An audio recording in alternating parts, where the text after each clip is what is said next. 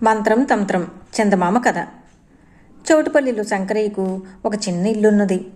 ఇల్లు చూడబోతే చిన్నదే కానీ ఇంటి పెరడు మటుకు చాలా పెద్దది. ఈ పెరడు నిండా కసింద, బ్రహ్మమేడి, భరణిక, జిల్లేడు ఒకటేమిటి నానా రకాల చెట్లు, తుప్పలు, దుబ్బులు, పొదలు బలిసిపోయి అదంతా ఒక చిన్న అరణ్యంలాగా తయారయ్యింది.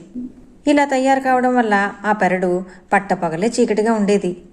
అటువంటి పెరడులో పురుగు పుట్రా మసులుతున్నదంటే ఆశ్చర్యం దేనికి? అతని క్షేమం కోరిన ఇరుగు పొరుగులు అడపా తడపా చెప్తూనే వచ్చారు. అబ్బాయి శంకరం పిల్లా జిల్లా తిరుగుతూ ఉంటారు. 10 రూపాయలు పోతాయని చూడక పెరడు శుభ్రం చేయించు, గోడగంతలు పూడ్పించు, తర్వాత ఏమనుకుంటే ఏముంది అంటూ. ఆ తిక్క శంకరయ్య వింటేనా? ఊళ్ళో వాళ్ళు చెప్పి చెప్పి నోరు నొచ్చి మనకెందుకని ఊరుకున్నారు. ఒక రోజున శంకరయ్య భార్య పిల్లలు భోజనాలు కూర్చున్నారు. గది తూములో నుంచి ఒక చిన్న కప్ప ఒకటి లోపలికి వచ్చింది. అది గెంతుతూ ఉంటే పిల్లలు వినోదంగా చూడసాగారు. అంతలోనే ఒక పాము చరచరమని పాకుతూ వచ్చి కప్పను పట్టబోయింది. విస్తరం ముందు భోజనాలు వదిలేసి ఎక్కడ వాళ్ళక్కడే లేచి పరిగెత్తారు. అందరూ పరిగెత్తారు కానీ శంకరయ్య మాత్రం చాటునే పొంచి ఉండి పాము నడక కనిపెడుతూనే ఉన్నాడు. అది వెనుకపాటునే వెళ్ళి కప్పను పట్టేసింది.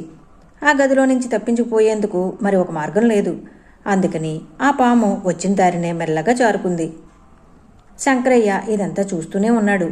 అది పోయిపోయి ఒకనొక గోడ కలుగులో దూరిపోయింది. దృష్టి తప్పకుండా గమనిస్తూనే ఉన్నాడు శంకరయ్య. ఇంతలో వాళ్ళ గోల విని 10 మంది పోగయ్యారు. పాము ఎటుపోతుందో జాగ్రత్తగా చూస్తూ ఉండండి అబ్బాయి అని అక్కడ వాళ్ళకి చెప్పి తను పాముల వాడింటికి బయలుదేరాడు. అదృష్టం బాగుండి శంకరయ్య వెళ్ళేసరికల్లా పాముల నాగన్న ఇంటి దగ్గరే ఉన్నాడు. రారా నాగన్న, ఇంకేముంది, కొంప మునిగింది, పెద్ద పాము వచ్చింది మా ఇంట్లోకి అన్నాడు ఆత్రం కొద్దీ శంకరయ్య. ఎందుకు బాబు అలా కంగారు పడతావు? నేనుండగా నీకు భయం ఏమిటి? అదేం పాము, ఎంత పొడుగుంది, చుక్కలున్నాయా, చారలున్నాయా అంటూ 1,00,000 ప్రశ్నలు వేయసాగాడు నాగన్న. ఆపద సమయంలో ప్రశ్నలేమిట్రా అంటూ వేగిరపెట్టాడు శంకరయ్య. అది కాదు బాబయ్య, నేను నాగస్వరం పాడి పిలుస్తాను, మంత్రం వేస్తాను, పాములు వస్తాయి. వాటిల్లో నువ్వు చెప్పిన పాము ఉన్నదా? ఎన్ని పాములు వస్తే అన్ని పావలాలు ఇచ్చుకోవాలి. నువ్వు చెప్పిన పాము రాలేదనుకో 1 పావలా డబ్బులు ఇవ్వు, నా కష్టానికి చాలు అని చెప్పాడు నాగన్న. పామును బాగా పరకాయించి చూశాడు శంకరయ్య. అందుకని అతనికి దాని ఆనవాడు జ్ఞాపకం లేకపోలేదు. అయినా ఇప్పుడు నాగన్న చెప్పిన మాట మీద తీరా నాగస్వరం ఓదగానే కలుగులో నుంచి ఎన్ని పాములు వస్తాయో, ఇంతా చేసి అన్నిటికీ అన్ని పావలాలు ఇవ్వాల్సి వస్తుందేమో. ఇంతకు ఒకవేళ తన ఇంటికి వచ్చిన పాము బయటకు వస్తుందో రానే రాదో అని సంశయం పట్టుకుంది. ఈ సంశయంతో తను చూసింది చూసినట్టు కాక మరొక విధంగా పామును వర్ణించి చెప్పాడు. నాగన్న వెంటనే బయలుదేరి వచ్చాడు.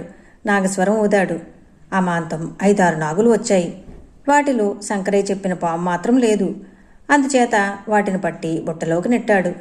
మళ్ళీ ఊదాడు. ఎంతసేపు ఊదినా శంకరయ్య చెప్పిన పాము రానేలేదు.